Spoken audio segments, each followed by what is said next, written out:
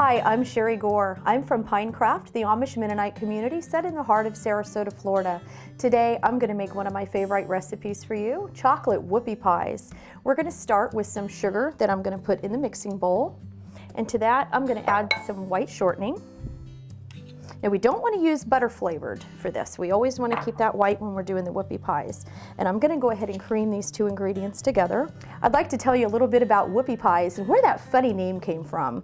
Well, legend has it that when mothers were making nice big chocolate cakes for their family, sometimes there'd be a little bit of extra batter left over, and they would make these soft chocolate sandwich cookies and stuff them full with vanilla frosting, pack them in their children's lunch boxes, so when they got to school at noontime and opened up the box, they would be very surprised to find that cookie in there and shout, "Whoopie!" Now it looks like my sugar and my shortening is creamed just right. So to this, I'm gonna go ahead and add 3 egg yolks. I'm gonna whip these up real quick. Now, even though whoopie pies might sound a little difficult, they're not. It's a very simple recipe.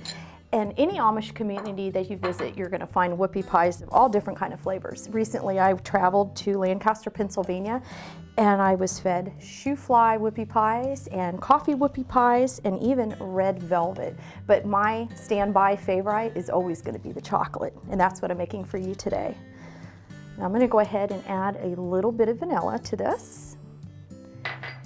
And then we're gonna add some buttermilk. This is gonna make it really good. It's gonna taste like it was just right off the farm. Now that's looking pretty good, so I'm gonna go ahead and add the rest of the ingredients. We've got a little bit of baking soda, some salt, we've got our Dutch chocolate cocoa, and I'm gonna go ahead and stir all these together. And while my chocolate's mixing, I'm gonna go ahead and add some all-purpose flour.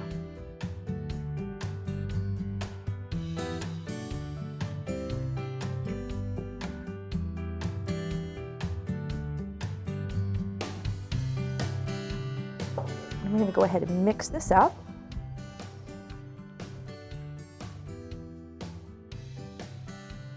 The only other ingredient I need to add is the hot water to my cookie batter. Years ago when I was baking for a living, my friend Esther and I would get together in each other's kitchens, and we would spend Thursdays and Fridays together making homemade bread, grandma's oatmeal cookies, fry pies, and everybody's favorite, whoopie pies. I remember our minister, Brother Jason, he would come every Saturday and give us 50 cents and take a chocolate whoopie pie for breakfast. Well, now that my cookie batter is done, I'm ready to go ahead and scoop it out onto the pan. And I'm gonna use this cookie scoop because I want my cookies to be as uniform as possible because we're gonna sandwich them together after they've baked. So I'm gonna go ahead and scoop them out onto my pan. Just like that. And now that I have my cookies on the baking sheet, I'm gonna go ahead and put them in a preheated 350-degree oven. I normally just bake them till they're done, but you should cook them for 12 minutes.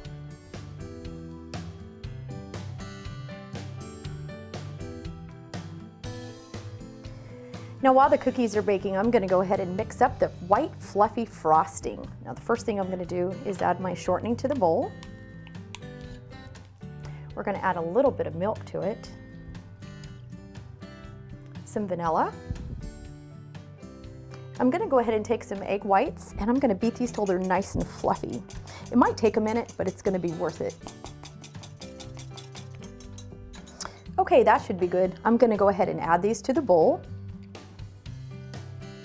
And my last ingredient is powdered sugar.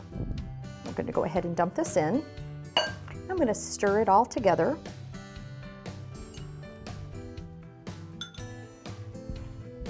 The frosting looks perfect, and I'm pretty sure the cookies are done, so I'm gonna go ahead and get those out of the oven.